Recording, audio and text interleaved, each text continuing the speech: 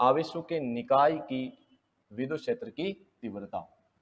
यानी कल अपन ने जो पढ़ा था फॉर्मूला कि E बराबर के क्यू अपॉन आर स्क्वायर, ये था एक बिंदु आवेश के कारण। किसके कारण था? बिंदु आवेश के कारण। बिंदु आवेश के कारण विद्युत क्षेत्र की तीव्रता। अब केवल एक आवेश की बात होती है तब अपन ये सूत्र लगा सकते हैं, लेकिन मैं कह रहा हूं हमारे एक निकाय है और उस निकाय के अंदर बहुत सारे आवेश हैं। जैसे देखिए अपन मान लेते हैं ये एक निर्देशांक ज्यामिति जिसके अंदर एक्स अक्ष और वाई अक्ष है, और इस पॉइंट पर एक चार्ज है, मान लो क्यू नोट। क्या है? Q note. और इस क्यू नोट पर बहुत सारे बाकी आवेश वो क्या कर रहे हैं? विद्युत क्षेत्र आरोपित कर रहे हैं। या यहाँ पर एक बिंदु मान लीजिए आप, केवल एक बिंदु अपन ने पी मान लिया, और इसके चारों ओर बहुत सारे आवेश हैं, ठीक है, जैसे Q1 हो गया, Q2 हो गया, Q3 हो गया, Q4 हो गया, और लास्ट वाले आवेश को अपन Qn मान लिया। अब ये सारे के सारे आवेशों की वजह से इस बिंदु P पर क्या निकालना हमें? विद्युत क्षेत्र की तीव्रता ज्ञात करनी। तो अपन डिस्टेंस क्या मान लेंगे? पहले आवेश की जो डिस्टेंस है r01 वेक्टर मान लेंगे, दूसरे की r02 वेक्टर, ऐसे r03 वेक्टर, और लास्ट वेक्टर की r0n वेक्टर। ये अपन ने क्या मान ली? बीच में डिस्टेंस मान ली। अब हमारे पास फॉर्मूला क्या है? यदि हम पहले आवेश की वजह से बात कर रहे हैं, मतलब बिंदु P पर Q1 आवेश के कारण, Q1 आवेश के कारण विद्युत क्षेत्र की तीव्रता, यानी जो ये आपकी EQ1 रहेगी वो इसी सूत्र से निकालेंगे। क्या बनेगा बोलो? K Q1 अपॉन R01 का स्क्वायर। ठीक है, पहला आवेश Q1 लिया, उसकी वजह से बिंदु P पर। अब इसी जगह मैं इस Q2 की जगह क्या ले लूंगा? आप बिंदु P पे निकाल रहे हो, बिंदु P पर अब किसकी वजह से निकाल रहे हो? Q2 आवेश के कारण विद्युत क्षेत्र की तीव्रता।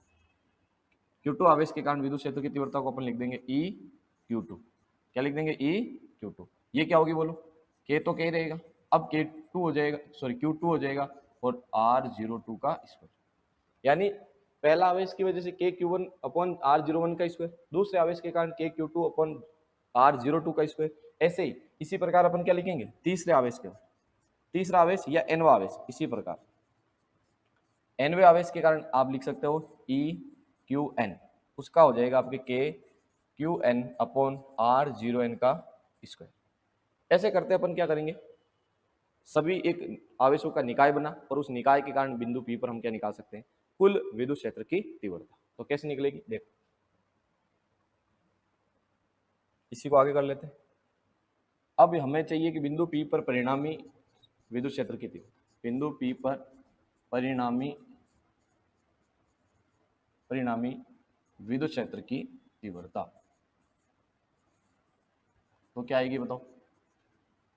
ई नेट हमें निकालना है, तो ई नेट बराबर क्या आएगी? EQ1 plus EQ2 plus EQ3, और ऐसे अपन जोड़ते जाएंगे कहाँ तक? लास्ट आ जाएगा आपका EQN। अब जो समीकरण 1, 2 और 3 अपन ने बनाए ऊपर, उनसे सारा, जैसे ये समीकरण 1 हो गया, ये 2 हो गया, और ये 3 हो गया, इनसे अपन क्या लिख देंगे? यहाँ पे वैल्यू रख देंगे। तो क्या आएगा देखो? ई नेट बराबर, इसका मान आएगा अपने KQ1 अपॉन R01 का square plus KQ2 upon R02 का square plus KQ3 upon R03 का स्क्वायर, और लास्ट में डॉट डॉट करके लिख देंगे KQN अपॉन R0n का स्क्वायर। ये वैल्यू अपन ने सारे समीकरणों से लिख दी। अब इसमें देखो क्या चीज कॉमन आ रही है? एक यहाँ पे K कॉमन आ रहा है। यदि K कॉमन लेंगे तो बाकी चीज को अपन शॉर्ट करके कैसे लिख सकते हैं? तो देखिए यहाँ लिख रहा हूं कि जो ई नेट आएगा वो आएगा K, तो यहाँ पे कॉमन आ रहा है, ठीक है, और जो बचा उसको मैं सिग्मा फॉर्म में लिख रहा हूँ। किस फॉर्म में लिखेंगे? सिग्मा फॉर्म में। कैसे? तो सिग्मा में आप लिखोगे I is equal to 1 to n। कहाँ से कहाँ तक? 1 से n तक। देखो 1 से चल रहा है, ये 2 3 4 5 कहाँ तक जा रहा है? n। और सिग्मा के अंदर क्या हो जाएगा? QI अपॉन R0I का स्क्वायर। ये जो आपका है ये शॉर्ट फॉर्म हो गया इस पूरे लॉन्ग जो आपका लिखा है आंसर उसको अपन ने शॉर्ट में ई नेट बराबर क्या लिख दिया, के सिग्मा आई से 1 से लेकर n तक क्यू आई अपॉन 0i का स्क्वायर। अब ये डायरेक्ट आप यूज कर सकते हो, यानी बहुत सारे आवेशों के कारण किसी बिंदु पर आपको विद्युत क्षेत्र की तीव्रता ज्ञात करनी है तो ये आपका फॉर्मूला निकल जाएगा। ठीक है भाई, चले अगले टॉपिक। अब है आपका इंपॉर्टेंट टॉपिक विद्युत क्षेत्र रेखाएं। इसको आप विद्युत बल रेखाएं भी कह सकते हो। क्या कह सकते हो, विद्युत बल रेखाएं। क्या होती है विद्युत बल रेखाएं, देखिए ध्यान से समझिए। मैं कह रहा हूं, मान लीजिए यहां अपना एक आवेश है Q, ये मान लीजिए प्लस है, और यहां है एक माइनस का Q आवेश। ध्यान से समझना, इसकी परिभाषा डेफिनेशन कैसे बनती है। तो यहाँ प्लस क्यू आवेश है, यहाँ माइनस क्यू आवेश है। अब अपन क्या कर रहे हैं, इनके बीच में कहीं पे रख रहे हैं एक गुलाम आवेश। ये क्या है बोलो, एक गुलाम धनावेश है। क्या है, एक गुलाम जो है वो धनावेश, इकाई धनावेश कह दीजिए आप, या इसको टेस्ट चार्ज कह दीजिए। जब इस टेस्ट चार्ज को इनके मध्य रखा जाएगा तो आप पहले से पढ़े हुए हो कि प्लस प्लस के बीच में क्या होता है, प्रतिकर्षण। प्लस प्लस के बीच में क्या होगा बोलो, प्रतिकर्षण। और ये प्लस और माइनस के बीच में क्या होगा, आकर्षण। यानी ये तो इसमें इसको क्या करेगा, प्रतिकर्षित, और ये करेगा इसको आकर्षित। तो जैसे ही ये प्रतिकर्षित करने लगेगा, ये आकर्षित करने लगेगा, ये एक गुलाम आवेश प्लस से दूर जाता जाएगा और किधर जाएगा, माइनस की तरफ जाता जाएगा। तो इसका जो वक्र बनेगा, इसका जो वक्र बनेगा वो किस प्रकार से बनेगा, देखिए। मान लो एक गुलाम आवेश यहाँ है, फिर ये यहाँ जाएगा, फिर ये यहाँ जाएगा, फिर ये यहाँ जाएगा। यदि इसी जगह यहाँ नहीं रख के यहाँ रखेंगे तो ये एक गुलाम इस सीध में जाएगा और माइनस तक पहुंच जाएगा, या फिर यहाँ पे रखोगे तो ये इस प्रकार से एक गुलाम आवेश गति करेगा। यानी कि इसकी जो पथ है वो इस प्रकार से चलेगी। और कहाँ से कहाँ जा रहा है ये, तो ये प्लस से माइनस की ओर जा रहा है। कहाँ से कहाँ जा रहा है, प्लस से माइनस की ओर। और यहीं से हमारे को क्या प्राप्त होगी, इसकी डेफिनेशन, कि आपने कोई विद्युत क्षेत्र, ये देखो प्लस क्यू और माइनस क्यू, तो यहाँ इनका अपना क्या है, विद्युत क्षेत्र है। और इस विद्युत क्षेत्र के अंदर आपने क्या रखा, एक गुलाम धनावेश, इकाई धनावेश। और ये जिस काल्पनिक पथ पर चलेगा उसी काल्पनिक पथ को हम क्या कहेंगे, विद्युत क्षेत्र रेखा कहेंगे। तो देखिए एक बार,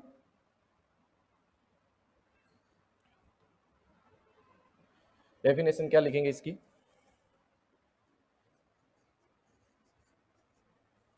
विद्युत क्षेत्र रेखाएं।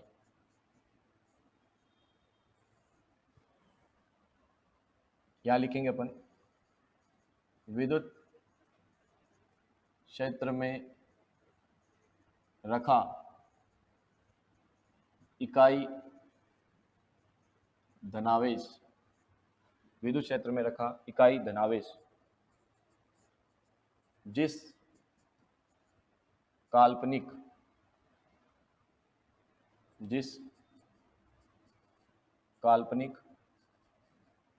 पथ पर चलता है, जिस काल्पनिक पथ पर चलता है उस निष्कोण वक्र को, उस निष्कोण वक्र को क्या कहते हैं, विद्युत बल रेखा कहते हैं। बात समझ में आ गई आपके। यानी कि जब प्लस क्यू आवेश है और इधर माइनस क्यू आवेश है, आपका एक गुलाम यहाँ से यहाँ इस प्रकार से चल रहा है, प्लस से माइनस की ओर जा रहा है, ये इस प्रकार से। तो ये जो काल्पनिक रेखाएं बन रही है, ये जो निष्कोण वक्र क्या है, निष्कोण वक्र, ये जो वक्र दिख रहा है आपको, यही क्या है, विद्युत बल रेखाएं। आगे बात समझ में। तो परिभाषा के तौर पर लिखना चाहो तो विद्युत क्षेत्र में रखा इकाई धनावेश जिस काल्पनिक पथ पर चलता है और उससे जो निष्कोण वक्र बन रहा है, उस निष्कोण वक्र को आप क्या कहते हो, विद्युत बल रेखा। ये तो ही परिभाषा। अब एग्जाम में बहुत बार इसके जो गुण हैं इससे क्वेश्चन पूछे गए हैं। तो आप ध्यान रखना, विद्युत बल रेखाओं के इंपॉर्टेंट जो फैक्ट्स है वो कितने हैं और उनसे क्या क्वेश्चन बनता है। तो आगे देखते हैं।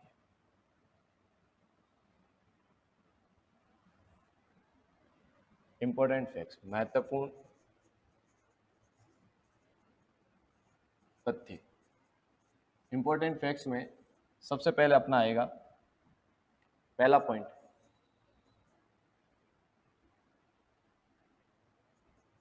विद्युत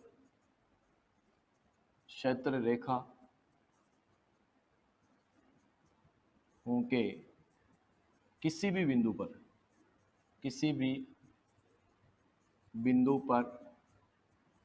खींची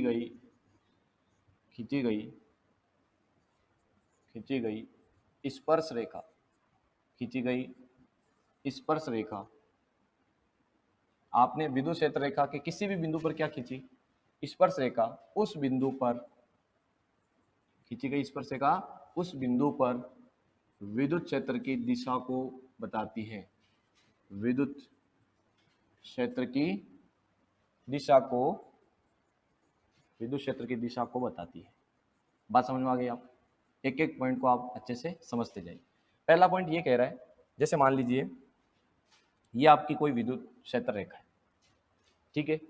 अब आपने क्या करा, इसका एक बिंदु लिया, ये मान लीजिए ये बिंदु आपने ले लिया P, और इस बिंदु P पर आपने क्या कर दी, स्पर्श रेखा खींच दी इस प्रकार से। तो ये जो स्पर्श रेखा है ये किसके डायरेक्शन को बताएगी, विद्युत क्षेत्र की दिशा को बताएगी। और विद्युत क्षेत्र की दिशा मैंने आपको बता रखी है, प्लस से माइनस की ओर होती है। तो प्लस से और जो प्लस से माइनस की ओर जा रही है, यहाँ पर ये जो बिंदु P है इस जगह हमें क्या बताएगी, विद्युत क्षेत्र की दिशा। तो एक बार वापस पढ़ लीजिए, विद्युत क्षेत्र रेखाओं में किसी भी बिंदु पर आप क्या खींच दो, विद्युत क्षेत्र रेखा के किसी भी बिंदु पर आपने स्पर्श रेखा खींची तो वो उस बिंदु पर क्या बताएगी, विद्युत क्षेत्र की दिशा को बताएगी। ठीक है भाई, पहला पॉइंट क्लियर है। चलते हैं दूसरे पॉइंट। दूसरा पॉइंट क्या देखिए, केवल धनावेश में विद्युत क्षेत्र रेखाएं आवेश से अनंत की ओर होती है, अनंत की ओर होती है। इस लाइन को अच्छे से समझिए, क्या कह रहे हैं। दूसरा पॉइंट है कि केवल धनावेश है, मान लीजिए कहीं पे आपके ये केवल धनावेश, अब आपको यहाँ पे दर्शानी है कि विद्युत बल रेखाओं की डायरेक्शन किधर होगी। तो आप पढ़िए, केवल धनावेश में विद्युत क्षेत्र रेखाएं आवेश से निकलेगी, आवेश से अनंत की ओर जाएगी। किस तरफ जाएगी बोलो, आवेश से अनंत की ओर।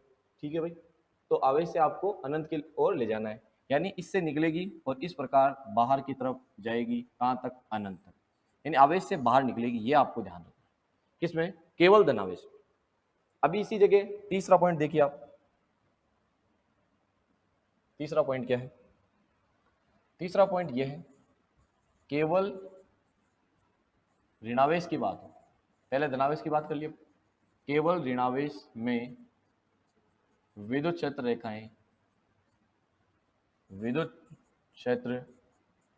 रेखाएं कहां से कहां जाती है, अनंत से आवेश की ओर, अनंत से आवेश की ओर होती हैं।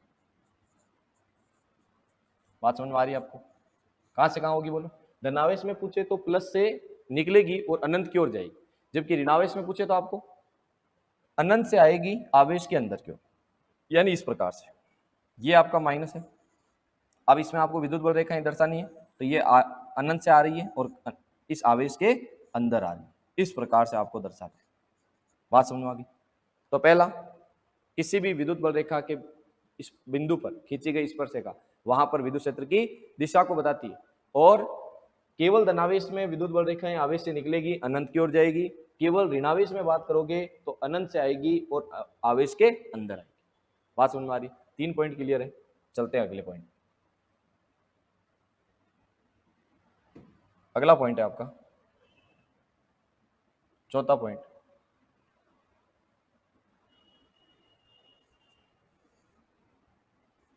सजातीय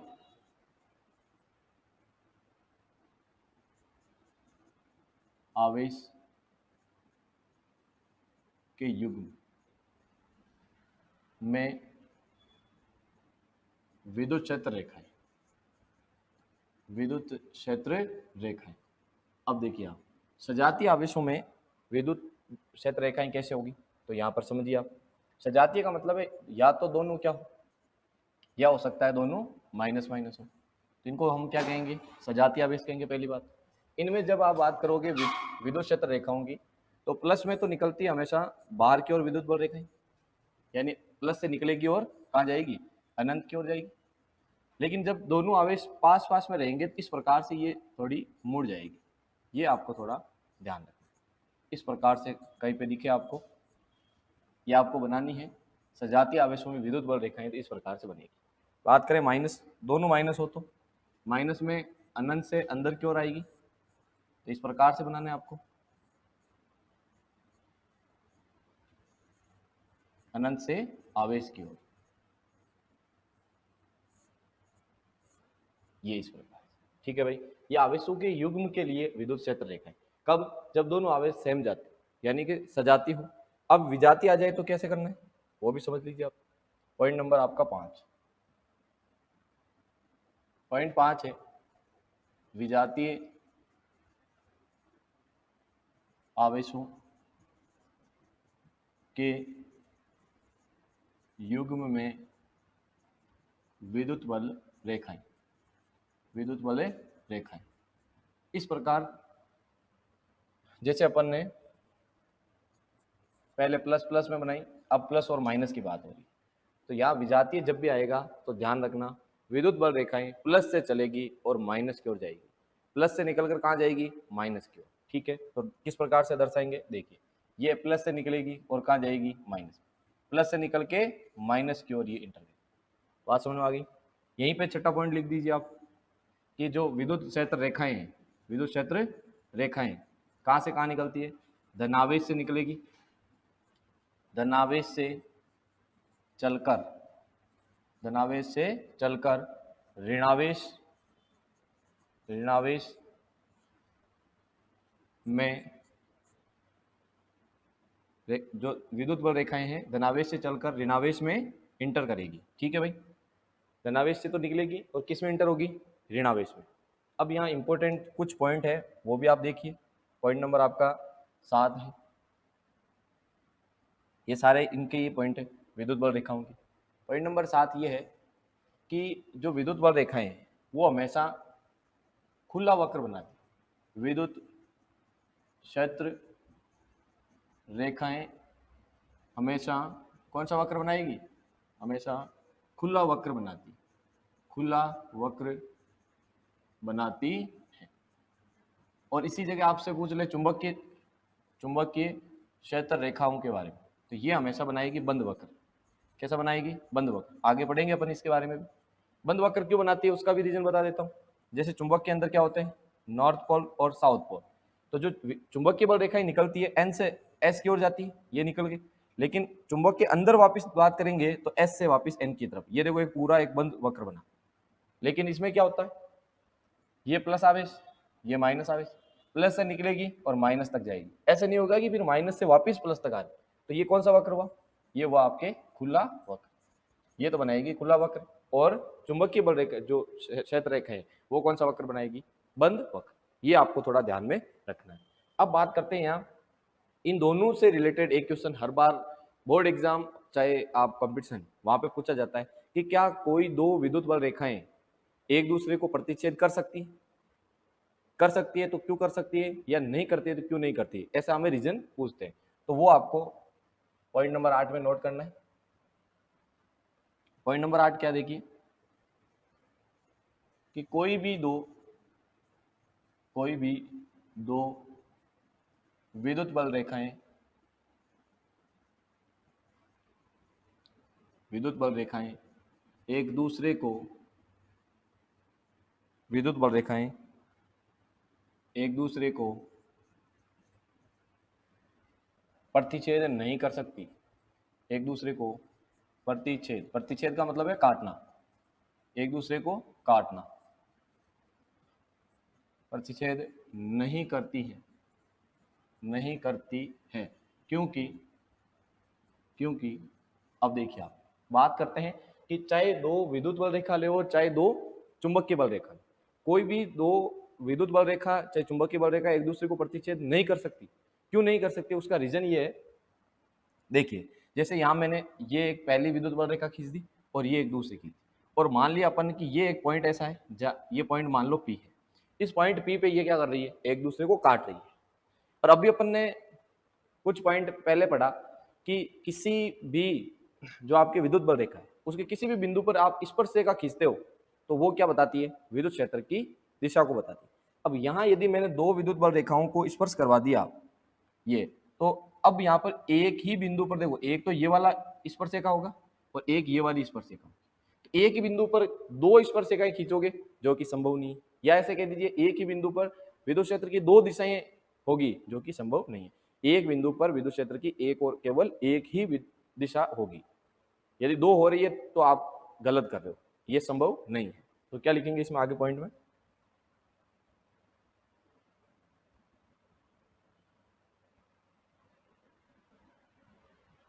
कोई भी दो विद्युत बल रेखाएं एक दूसरे को प्रतिच्छेद नहीं करती हैं, क्योंकि यदि किसी बिंदु पर ये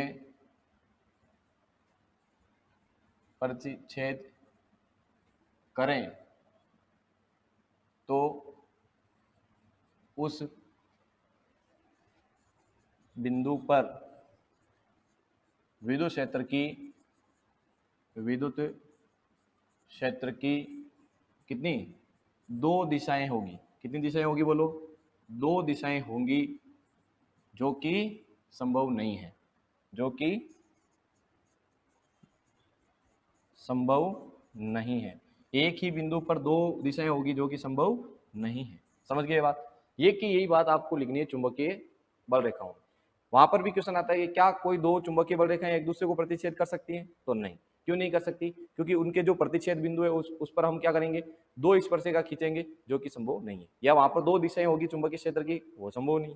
ठीक है भाई, ये आपके कुछ पॉइंट थे विद्युत बल रेखाओं के बारे में।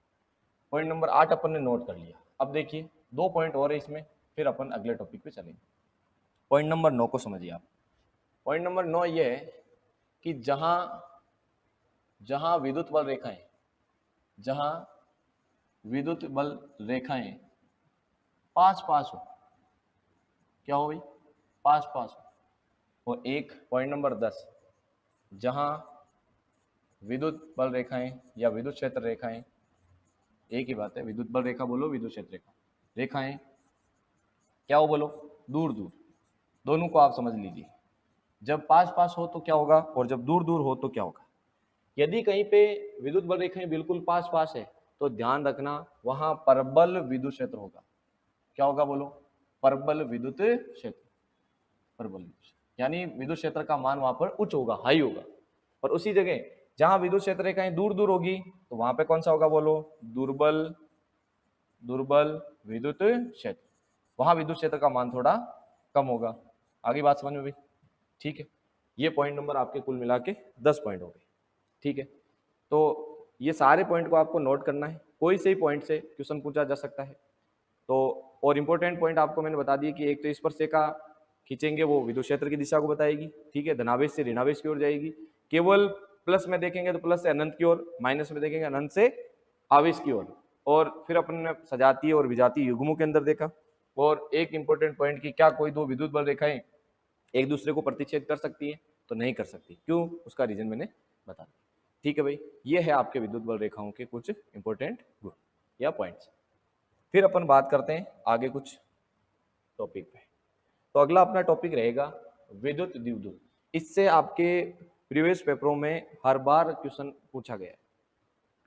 छोटा टॉपिक है, इंपॉर्टेंट है, ठीक है, पूरा आपको मैं समझा रहा हूं, ध्यान से समझिए आप। विद्युत द्विध्रुव, पहली बात तो विद्युत द्विध्रुव होता क्या है, ठीक है भाई। तो विद्युत द्विध्रुव को अपन समझते हैं। विद्युत द्विध्रुव क्या है, देखिए कि यहां बात आ रही है द्वि का मतलब होता है दो, और ध्रुव आप समझ गए होंगे, यहाँ प्लस और माइनस की बात हो रही है। किसकी बात हो रही है, प्लस और माइनस की। यानी कि विद्युत द्विध्रुव क्या होगा कि दो जैसे आवेश है, एक प्लस क्यू और एक माइनस क्यू, ये दो ध्रुव बन गए, और इनके मध्य की दूरी अल्प दूरी हो, जैसे लिया जाता है यहाँ पर 2a, मध्य की दूरी कितनी ली जाती है, 2a। समझ में आ रही बात। तो ये जो दोनों आवेश है, आवेश तो देखो समान परिमाण वाले, मैंने यहाँ पे भी क्यों लिखा, यहाँ पर भी क्यों लिखा, ऐसा नहीं कि एक जगह क्यों लिख दिया, एक जगह 5 क्यों लिख दिया। तो परिमाण में समान है आवेश, क्या है बोलो, परिमाण में तो समान है, क्यू है, दूसरा भी क्यू है, लेकिन बात करें इनकी प्रकृति की, एक प्लस और एक माइनस, एक प्लस एक माइनस, यानी विपरीत प्रकृति, तो परिभाषा कैसे बनेगी, ध्यान से देखिए आप। समान परिमाण वाले, परिमाण में तो क्या बोलो, समान परिमाण वाले दो विजातीय आवेश, कौन सा है, विजातीय, परिमाण समान है लेकिन क्या है, विजातीय, समान परिमाण वाले दो विजातीय आवेश एक दूसरे से अत्यल्प दूरी, एक दूसरे से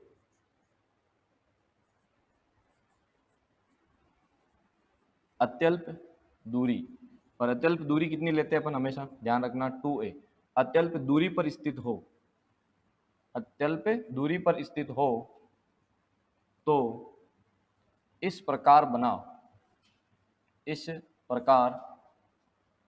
बना निकाय, इस प्रकार बना निकाय जो सिस्टम है वो क्या कहलाएगा, विद्युत द्विध्रुव कहलाता है। इस प्रकार बना जो निकाय है वो विद्युत द्विध्रुव कहलाता है। बात समझ में आ रही है, इलेक्ट्रिक डाइपोल बोलते हैं इंग्लिश में, विद्युत द्विध्रुव कहलाता है। इंग्लिश में क्या बोलेंगे बोलो, इलेक्ट्रिक डाइपोल, इलेक्ट्रिक डाइपोल, ये इसको बोला जाता है। और परिभाषा क्या बनेगी कि समान परिमाण वाले दो विजातीय आवेश हैं जो कि एक दूसरे से कितने, अति अल्प दूरी 2a पर स्थित है, तो इस प्रकार जो निकाय आपके सामने तैयार होकर वो है आपका विद्युत द्विध्रुव। हमेशा ध्यान रखना, एक प्लस क्यू आवेश एक माइनस क्यू आवेश रहेगा, बीच में दूरी कितनी रहेगी बोलो 2a, और इसका जो मिडल पॉइंट है वो रहेगा O, और आधी आधी जो दूरी लोगे आप, इधर a बच जाएगा और इधर भी a बच जाएगा। समझ में आ गई बात, ये बात है विद्युत द्विध्रुव। अब आगे क्या होता है, इससे यहां से कोई क्वेश्चन नहीं बनता है, क्वेश्चन बनता है इसके कुछ स्थितियों पर। तो विद्युत द्विध्रुव की दो स्थितियों पर हम क्या करते हैं, विद्युत क्षेत्र की गणना करते हैं भाई, और वो हमेशा वेरी इंपॉर्टेंट रही है, चाहे आप उससे न्यूमेरिकल की बात करो, चाहे इसकी डेरिवेशन से डायरेक्ट जो रेशो वाला क्वेश्चन है वो भी पूछा गया है, अपन ने भी वो लिया है, तो आगे आगे अभी अपन उसमें क्वेश्चन में कर लेंगे उसको। देखिए बात करते हैं अगले टॉपिक की, तो वो रहेगा आपके विद्युत द्विध्रुव आघूर्ण। देखो विद्युत द्विध्रुव पढ़ा अभी अपन, विद्युत द्विध्रुव आप समझ गए होंगे, दो समान परिमाण वाले आवेश है और विजातीय आवेश, बीच की दूरी अति अल्प है, कितनी है 2 है, तो उससे बना निकाय तो क्या हो गया, विद्युत द्विध्रुव। लेकिन फिर अपन बात कर रहे हैं कि इसकी विद्युत द्विध्रुव आघूर्ण की, तो विद्युत द्विध्रुव आघूर्ण को समझ लीजिए एक बार। देखो पहली बात तो इसे अपन किससे डिनोट करेंगे, तो इससे करेंगे p वेक्टर से। ये क्या है, एक सदिश राशि है, बोलो क्या है, सदिश राशि। विद्युत द्विध्रुव आघूर्ण एक सदिश राशि है।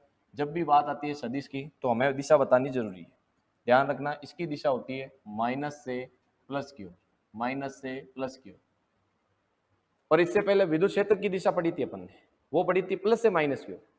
तो आप ऐसे भी याद रख सकते हो कि जो विद्युत द्विध्रुव आघूर्ण है उसकी दिशा विद्युत क्षेत्र के विपरीत होती है, विद्युत क्षेत्र की प्लस से माइनस की ओर और विद्युत द्विध्रुव आघूर्ण की माइनस से प्लस की ओर। ठीक है भाई, ये हो गया आपके सदिश राशि और माइनस से प्लस की ओर।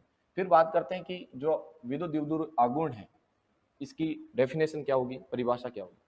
तो विद्युत द्विध्रुव को आप पहले इसका फॉर्मूला लिखिए, फॉर्मूला होता है इसका Q इंटू 2 है, बोलो क्या होगी, Q इंटू 2 है, इसी से इसकी डेफिनेशन बनेगी। P यहाँ पर क्या है, विद्युत द्विध्रुव आघूर्ण है, Q क्या है, अभी जो अपन ने विद्युत द्विध्रुव लिया था, विद्युत द्विध्रुव कैसे लिया था, एक प्लस क्यू आवेश और दूसरा माइनस क्यू आवेश, और बीच की दूरी कितनी ली थी अपन ने 2 है, ये है आपका क्या, विद्युत द्विध्रुव। तो यहाँ पर दोनों जो आवेश है वो परिमाण में समान है, दोनों आवेश क्या है, परिमाण में समान। तो इसमें से कोई भी एक आवेश यहाँ पे ले लीजिए और बीच की दूरी से उसको गुणा कर दीजिए, तो वो क्या बन जाएगा आपका, विद्युत द्विध्रुव आघूर्ण। क्या बन जाएगा बोलो, विद्युत द्विध्रुव आघूर्ण। तो क्या लिखेंगे, विद्युत द्विध्रुव के एक आवेश के परिमाण तथा दोनों आवेशों के मध्य की दूरी जो कि है 2a के गुणनफल को क्या कहते हैं बोलो? विद्युत द्विध्रुव आघूर्ण कहेंगे। विद्युत द्विध्रुव आघूर्ण कहेंगे। समझ गए आप बात? किस किस के गुणनफल को? कोई भी एक आवेश ले लो, जैसे मैंने यहाँ पे क्यू ले लिया एक आवेश, और बीच की दूरी क्या है 2 है, इनका गुणनफल कर दिया तो क्या आ गया हमारे पास? विद्युत द्विध्रुव आघूर्ण। ठीक है भाई, दिशा आपको पता रखनी है, माइनस से प्लस क्यू। अब बात आती है कि इसके मात्रक से भी क्वेश्चन आया हुआ है। इसका जो एसआई यूनिट है और एक और अन्य मात्रक है, तो एक क्वेश्चन आया हुआ है, तो ध्यान रखना इसका जो एसआई यूनिट में जो मात्रक रहेगा वो रहेगा आपके कूलाम इंटू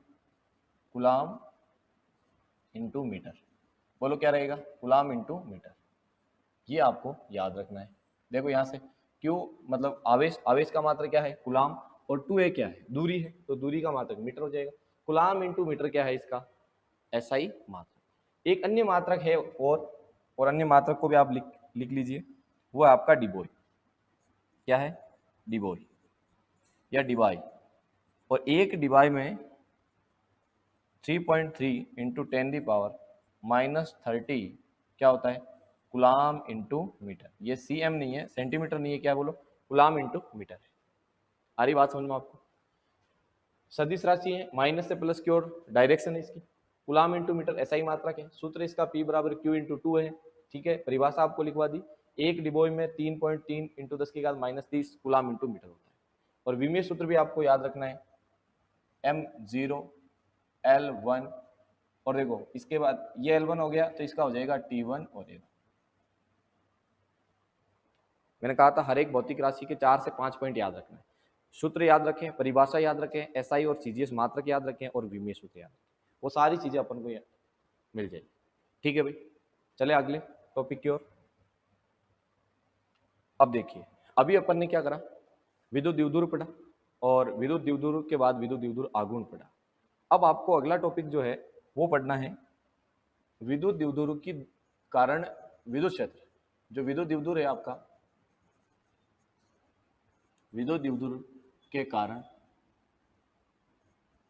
विद्युत क्षेत्र या विद्युत क्षेत्र की तीव्रता के बीच। अगला टॉपिक ये रहेगा, बहुत इंपॉर्टेंट है। इससे न्यूमेरिकल क्वेश्चन हर बार पूछा गया है और इस बार भी आपको पूछा जा सकता है। विद्युत द्विध्रुव की कुछ स्थितियां हैं और उन स्थितियों पर हमें क्या ज्ञात करना है? विद्युत क्षेत्र की तीव्रता। कौन कौन सी स्थितियां बनेगी तो समझिए आप। पहली बात तो विद्युत द्विध्रुव अपन ने अभी बनाया है प्लस क्यू फिर माइनस क्यू, और बीच की जो डिस्टेंस है वो लेते हैं अपन 2a। ठीक है भाई, और इसका मिडल पॉइंट है आपका O। अब दो स्थितियां कौन कौन सी है?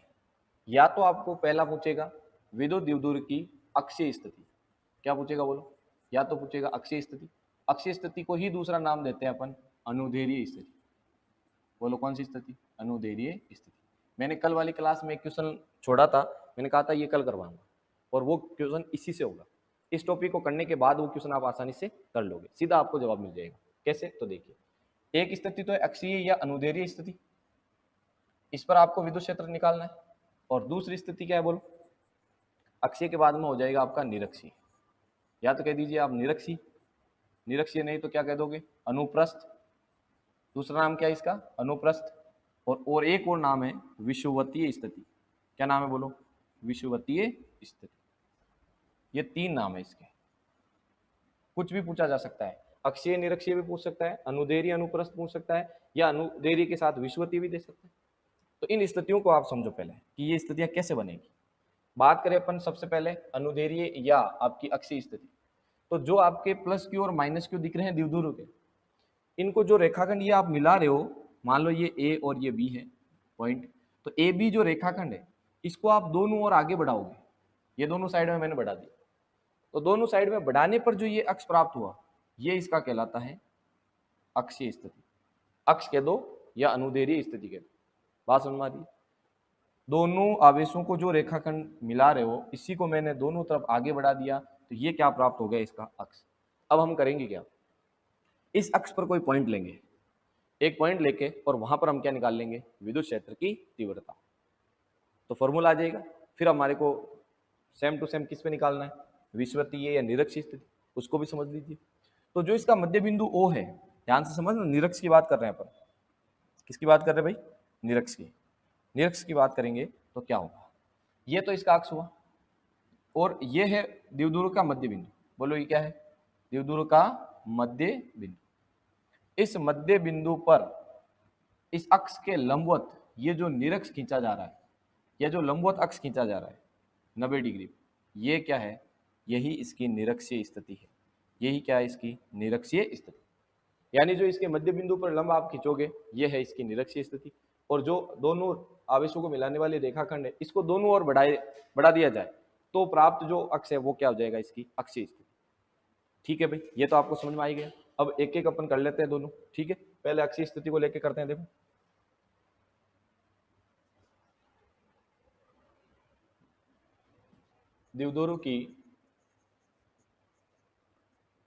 द्विध्रुव की कौन सी स्थिति, अक्षीय या अनुदैर्ध्य स्थिति पर विद्युत क्षेत्र की तीव्रता, विद्युत क्षेत्र की तीव्रता, समझ में आ गई बात को। अब इसको पूरा अपन डेराइव करते हैं। देखो किस प्रकार से होगी। सबसे पहले अपन को डायग्राम बनाना है इसका, तो मैं बना लेता हूं। यहाँ पर ये आपका प्लस क्यू है और ये आपके माइनस क्यू, दोनों को मिला दिया। ये जो डिस्टेंस है वो रहती है अपने 2a, मिडल पॉइंट इसका हो जाएगा O। अब ध्यान से समझना, इनको दोनों और अपन आगे बढ़ाएं इस प्रकार से, तो ये हमारे को एक अक्ष प्राप्त हो गया। क्या प्राप्त हुआ बोलो, अक्ष। किसका अक्ष है, ये द्विध्रुव का, ये क्या है, अक्ष है। और इस अक्ष पे हमें क्या करना है, एक बिंदु लेना है और इस बिंदु पर हमें निकालनी है विद्युत क्षेत्र की तीव्रता। और विद्युत क्षेत्र की तीव्रता के सूत्र हमारे पास दो पड़े, दोनों में से कौन सा काम में आएगा वो अभी मैं आपको बता दूं। तो देखिए मैं क्या कर रहा हूं, इस और यहां एक बिंदु ले रहा हूं P। क्या ले रहा हूं बोलो, बिंदु P। इस बिंदु P पर एक बार तो प्लस क्यू आवेश के कारण विद्युत क्षेत्र निकालेंगे और दूसरी बार माइनस क्यू आवेश के कारण विद्युत क्षेत्र निकालेंगे। दोनों तरीके से विद्युत क्षेत्र निकाल के फिर क्या कर देंगे, उनको जोड़ देंगे या जो सदिश रूप है उसका वो लिख देंगे, जिससे हमारे क्या आ जाएगा, बिंदु P पर परिणामी विद्युत क्षेत्र का मान प्राप्त हो जाएगा। कैसे करेंगे तो देखिए। अब बात आती है कि ये जो बिंदु P है, इसकी जो डिस्टेंस है वो इसके मिडल पॉइंट से ली जाती है। इसके मिडल पॉइंट से कितनी होगी दूरी इसकी, तो वो लेंगे अपन स्मॉल r। ये आपको थोड़ा ध्यान, और ये तो आपको पता ही है, ये आधी आधी कितनी हो जाएगी, ये भी a है और ये भी a है। अब अपन डेरिवेशन अपनी स्टार्ट करते हैं। बात करें बिंदु P पर किसके कारण, प्लस क्यू आवेश के कारण, प्लस क्यू आवेश के कारण विद्युत क्षेत्र की तीव्रता, कारण विद्युत क्षेत्र की तीव्रता, और इसको मैं लिख रहा हूं E प्लस क्यू वेक्टर से। बोलो किससे लिख रहे हैं, E प्लस क्यू वेक्टर से। अब इसका सूत्र याद रहना चाहिए आपको। तो मैंने आपको बिंदु आवेश के कारण विद्युत क्षेत्र की तीव्रता पढ़ाया था, वहां निकाला था E बराबर KQ बटे R स्क्वायर। और वहां पर मैंने समझाया भी था कि जो R क्या होती है, आवेश से उस बिंदु के बीच की दूरी होती है। आवेश से बिंदु के बीच की दूरी होगी आपके R। तो इस वाले फॉर्मूले को अपन यहाँ पे यूज कर रहे हैं। कैसे होगा यूज, तो देखिए K की जगह K रहेगा, Q की जगह Q रहेगा। ठीक है, KQ अपॉन। अब बात आती है कि ये जो R है, यहाँ पर भी R लिया हुआ है, लेकिन ये R की बात नहीं हो रही है। ये जो R है वो है आवेश से उस बिंदु के बीच की दूरी। तो आवेश अपना है प्लस क्यू, बिंदु है P, ये वाली डिस्टेंस की बात हो। ये दूरी कितनी लिखोगे आप, तो देखिए पहले आप सोचिए यहां से यहां तक कितना है, वो है R। यदि मैं इस पूरे R में से A घटा दूं, ये इधर वाला घटा दूं, तो क्या ये बच जाएगा। या आप ऐसे लिख दो कि प्लस क्यू आवेश अपने A पर है और माइनस क्यू आवेश B पर है। तो मैं यहाँ पर ये भी तो लिख सकता हूँ PA का होल स्क्वायर। ये मेरे पास डिस्टेंस है, कहां से कहां तक, आवेश से उस बिंदु के बीच की दूरी। अब देखो यहाँ वेक्टर लगाया है, तो जब भी आप वेक्टर लगाते हो तो दिशा भी बतानी होती है, और दिशा आप बताओगे प्लस क्यू आवेश के कारण। और प्लस क्यू आवेश में दिशा कैसे होती है बताओ, मैंने अभी अभी बताया पिछला पॉइंट कि केवल धनावेश है वहां विद्युत क्षेत्र की दिशा प्लस से निकलेगी और अनंत की ओर विद्युत बल रेखाएं जाएगी। तो यहाँ पर क्या होगी बोलो, इससे निकलेगी किधर जाएगी, ए से पी की ओर। तो हम क्या क्या लिख देंगे बोलो, दिशा के रूप में अपन लिख देंगे ए पी वेक्टर। क्या लिख दिया बोलो मैंने, ए पी वेक्टर। इसको सही से लिख दो एक बार, ई प्लस क्यू वेक्टर बराबर के क्यू अपॉन पी ए का मान अभी मैंने बताया कि ये वाली जो दूरी है वो कितनी है भाई, यहां से यहां तक टोटल कितना है आर। आर में से मैं क्या घटा दूं ए, तो क्या बचेगा आपका पी ए तो बचेगा। ये पूरे में से ये यहां तक गया तो कितना बचा पी ए, यानी आर में से ए घटा दीजिए। क्या घटा देंगे बोलो, आर माइनस ए का होल स्क्वायर। ठीक है, और दिशा के बारे में पूछे तो कहां से कहां बताओगे, ए से पी की ओर, ए से पी की ओर। ये अपन ने डायरेक्शन लिख ली। ये इक्वेशन नंबर फर्स्ट बन गया। ये अभी किसका निकाला अपन, प्लस क्यू आवेश के कारण बिंदु पी पर विद्युत क्षेत्र की तीव्रता अपन ने निकाली। ऐसे अपन क्या करेंगे, माइनस क्यू आवेश के कारण लिखेंगे। तो देखिए बिंदु पी पर माइनस क्यू आवेश के कारण विद्युत क्षेत्र की तीव्रता। अब माइनस क्यू आवेश के कारण लिखेंगे तो यहां लिखेंगे ई माइनस क्यू वेक्टर। ठीक है, के का के, क्यू का क्यू। अब देखो डिस्टेंस, तो बात आई है कहां से कहां तक, माइनस क्यू से पी की। तो यहां से यहां तक पूरी डिस्टेंस कितनी होगी, देखो यहां से यहां तक कितनी है आर, और फिर यहां से यहां फिर कितनी है ए। तो आर प्लस ए कर दीजिए तो पूरी डिस्टेंस आपके आ जाएगी। यहाँ लिख देंगे आर प्लस ए का होल स्क्वायर। और आपको इसकी क्या पूछे, दिशा पूछे कि माइनस क्यू आवेश के कारण किधर होगी दिशा, तो हमेशा आपको लिखनी है अनंत से आवेश की ओर। किधर से किधर होती है, अनंत से आवेश की ओर। तो पी से बी की ओर, पी से बी की ओर। ये आपका बन गया समीकरण नंबर 2। अब आप देखिए दोनों, यदि मेरे को बिंदु P पर परिणामी तीव्रता निकालनी है तो प्लस क्यू तो कह रहा है ए से पी की ओर, ए से पी की ओर मतलब ये डायरेक्शन, और दूसरे इसमें क्या आ रहा है पी से बी की ओर, मतलब पी से बी की ओर ये विपरीत हो गया, अपोजिट डायरेक्शन हो रहा है दोनों। प्लस क्यू और माइनस क्यू की वजह से जो विद्युत क्षेत्र की तीव्रता आ रही है वो एक दूसरे के विपरीत है। जब कोई भी सदिश राशि कहीं पे आप जोड़ बाकी कर रहे हो और सदिश राशि आ गई तो हमेशा ध्यान रखना उसका सदिश योग के नियम से अपन उसका जोड़ बाकी करेंगे। सदिश योग का नियम ये कहता है कि यदि सेम डायरेक्शन में है तो उनको जोड़ दीजिए, अपोजिट डायरेक्शन में है तो उसको घटा दीजिए। अब आपको दिख रहा है यहाँ पर अपोजिट डायरेक्शन है तो घटाएंगे, लेकिन किस में से किसको घटाएंगे, हम घटाते हैं बड़े में से छोटे को। किस में से किसको घटाते हैं, बड़े में से छोटे को घटाते हैं। अब बड़ी राशि कौन सी है देखिए, के क्यू अपॉन आर माइनस ए का होल स्क्वायर है या के क्यू अपॉन आर प्लस ए का स्क्वायर। तो ध्यान रखना जिस भिन्न के हर में, जिस भिन्न के हर में जितनी बड़ी राशि होगी वो उतनी छोटी होगी, और जिस भिन्न के हर में जितनी छोटी राशि होगी, जैसे देखिए आप आपसे पूछा जाए कि बताइए 10/2 बड़ा है या 10/5, तो आप हट से क्या कहोगे, ये बड़ा है, क्योंकि जितनी नीचे छोटी राशि वो भिन्न उतनी बड़ी हो रही है। इसके हिसाब से देखा जाए तो ये क्या मान बड़ा और ये छोटा, तो एक में से समीकरण 2 को अपन घटा लेंगे। क्या करेंगे बोलो, समीकरण 1 में से समीकरण 2 को घटा लेंगे। यहां लिख देंगे बिंदु P पर परिणामी विद्युत क्षेत्र की तीव्रता। ठीक है भाई, ई नेट आपको निकालना है तो हमें क्या करना पड़ेगा, E plus Q vector minus करना पड़ेगा E minus Q vector. Plus वाला मान बड़ा है, माइनस वाला छोटा है। ठीक है भाई, अब घटा दीजिए, तो मान कहां से लिखोगे, अभी मैंने बताया समीकरण 1 व 2 से मान रख दीजिए। ई नेट बराबर, इसका मान कितना है बताओ, के क्यू अपॉन आर माइनस ए का होल स्क्वायर, फिर माइनस का चिन्ह, फिर के क्यू अपॉन आर प्लस ए का होल स्क्वायर। ये वैल्यूज अपन ने पुटअप कर दी भाई। अब आपको केवल सोल्व करना है। सोल्व करने का तरीका अपना अपना हो सकता है, बाकी मैं शॉर्ट में करवा देता हूँ आपको कैसे करना। देखो ई नेट बराबर, पहले जो कॉमन आ रहा है पहले कॉमन ले लीजिए, के क्यू कॉमन आ गया तो यहाँ बचेगा 1/r माइनस ए का होल स्क्वायर माइनस यहाँ 1/r प्लस ए का होल स्क्वायर, बच गया भाई।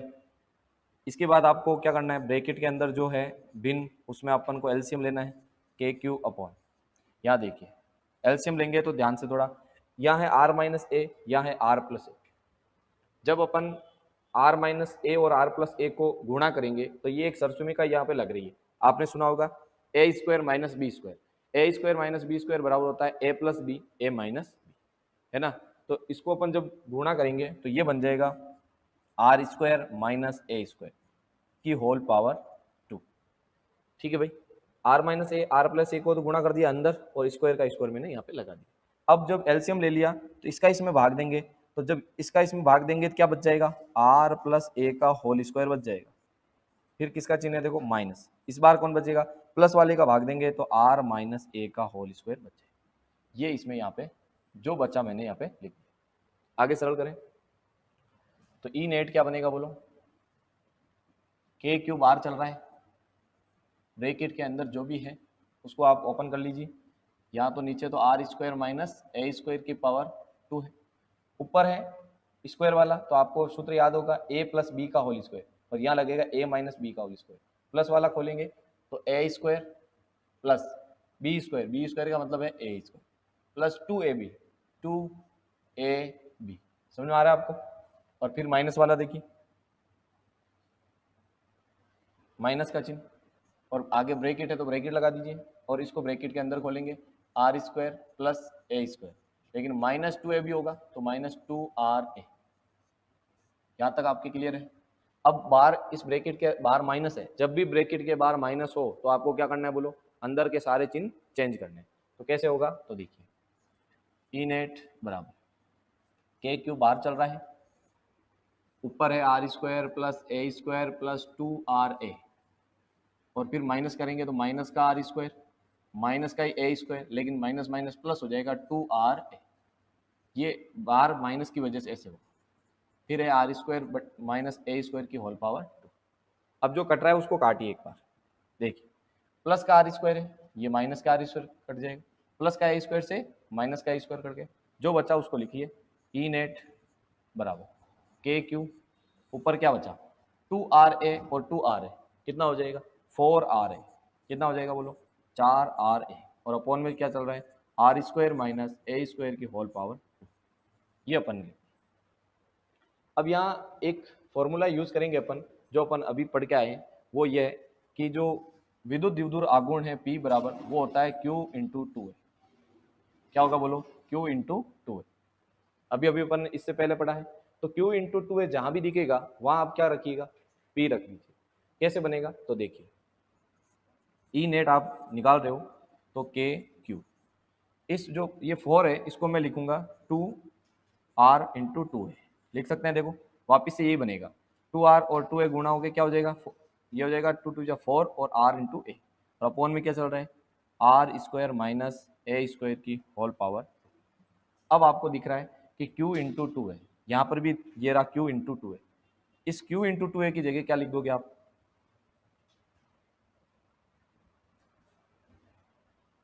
देखिए q इंटू 2 की जगह लिख देंगे p, तो ई नेट का जो वैल्यू आएगी वो आएगी k, यहाँ पे है 2r, और इस q इंटू 2a की जगह लिख दिया अपन ने p, और अपॉन में है R square minus A square की होल पावर। यहाँ तक आपने सोल्व कर लिया।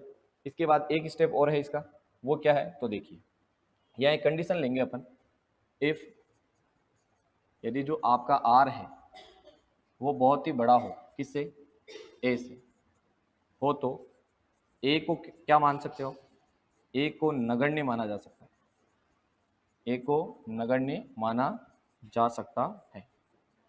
अब कैसे मानोगे तो देखो, फिजिक्स के अंदर जब भी कोई दो राशियों की तुलना करते हैं अपन, और एक राशि दूसरी राशि की तुलना में बहुत ही कम हो, जैसे यहाँ पर a क्या है, ये है द्विध्रुव की आधी दूरी, कुल दूरी को अपन लेते हैं 2 है, उस वो भी अति अल्प होती है, लेकिन a तो उससे भी आधी हो गई, तो इस a को अपन क्या मान सकते हैं, नेग्लेक्ट मान सकते हैं। ठीक है, यदि इसको नेग्लेक्ट कर दिया जाए तो क्या बचेगा, देखिए ई नेट इक्वल 2 को आगे लिख दीजिए, फिर आपका k, फिर आपके p और r upon R square, a को आपने क्या मान दिया, नेग्लेक्ट कर दिया, और इसकी पावर कितनी है 2। अब देखो एक पावर इससे आर से आर कट जाएगा, जो लास्ट फॉर्मूला अपने आएगा वो ये आएगा, देखिए E net equal 2kp upon R cube, ये फाइनल फॉर्मूला है। और ये जो ई नेट आया ये कहाँ पर आया, ये आया द्विध्रुव के अक्ष पर या अक्षीय स्थिति पर आपने क्या निकाल दिया, विद्युत क्षेत्र का मान निकाल दिया। 2 के यहाँ पर कांस्टेंट है, पी आपका विद्युत द्विध्रुव आगुण है, और आर क्या है, ये है आर जो आपका द्विध्रुव का मध्य बिंदु ओ है, उससे उस बिंदु पी की दूरी है। ठीक है भाई, इस प्रकार आप क्या निकाल सकते हो, द्विध्रुव के अक्ष और निरक्ष पर विद्युत क्षेत्र का मान आप ज्ञात कर सकते हैं।